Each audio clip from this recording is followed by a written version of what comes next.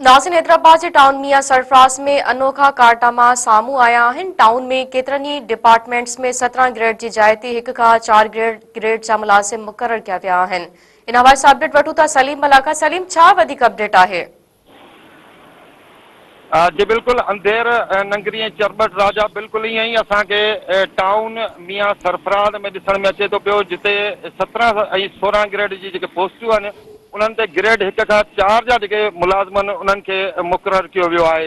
जेकॾहिं असां mechanical branch जी ॻाल्हि कयूं त उतां जो जेको इंचार्ज हुजणु घुरिजे उहो मैकेनिकल इंजीनियर जेको 17 ग्रेड जो हूंदो आहे उहो हुजणु घुरिजे, पर उते हिकु पंप ऑपरेटर जेको ग्रेड 1 जो आहे उनखे मुक़ररु कयो वियो आहे।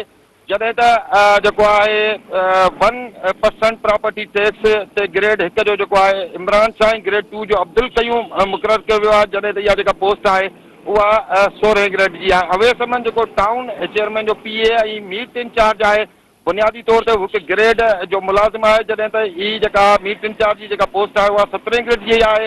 पर इहा जेका 17 ग्रेड जी पोस्ट आहे हुनखे ॾिनी वई आहे। एडवर्टाइज़मेंट जो जेको इंचार्ज आहे जेको ग्रेड 5 जो आहे, इहा पोस्ट बि 17 ग्रेड जी आहे, पर 5 ग्रेड वारे खे हुनजो इंचार्ज कयो वियो आहे। डायरेक्टर पार्क्स जेको आहे गैर कानूनी तौर ते हिकु UT ऑफिसर करे मुक़ररु कयो वियो आहे ऐं कानून मुताबिक़ को बि UT ऑफिसर जेको आहे कंहिं बि पेपर्स ते या बिल ते सही नथो करे सघे, पर हुनखे उते जेको आहे मुक़ररु कयो वियो आहे। ईअं जेकॾहिं असां हुसैन बख्श लगारी जेको जूनियर क्लर्क आहे BPS 11 जो, हुनखे इंचार्ज टैक्स ऐं इंचार्ज एंटी इंक्रोचमेंट मुक़ररु कयो वियो आहे।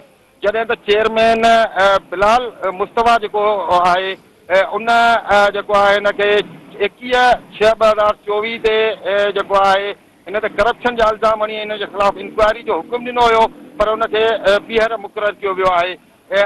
जेकॾहिं असां ॾिसूं त टाउन में 25 डिपार्टमेंट आहिनि, जिन में 17 अरिड़हं ग्रेड जा SUG जा जेके ऑफिसर आहिनि उहे मुक़ररु करणा आहिनि, पर इहा बदकिस्मती आहे त हिते ग्रेड हिते जेको आहे टोटल हिकिड़ो 17 ग्रेड जो जेको आहे उहो MC मुक़ररु थियल आहे। बाक़ी ग्रेड 1 जा खां ग्रेड जा जेके 4 जा मुलाज़िम आहिनि उन्हनि खे 16 ऐं 17 ग्रेड जूं पोस्टूं फराहम कयूं वयूं आहिनि।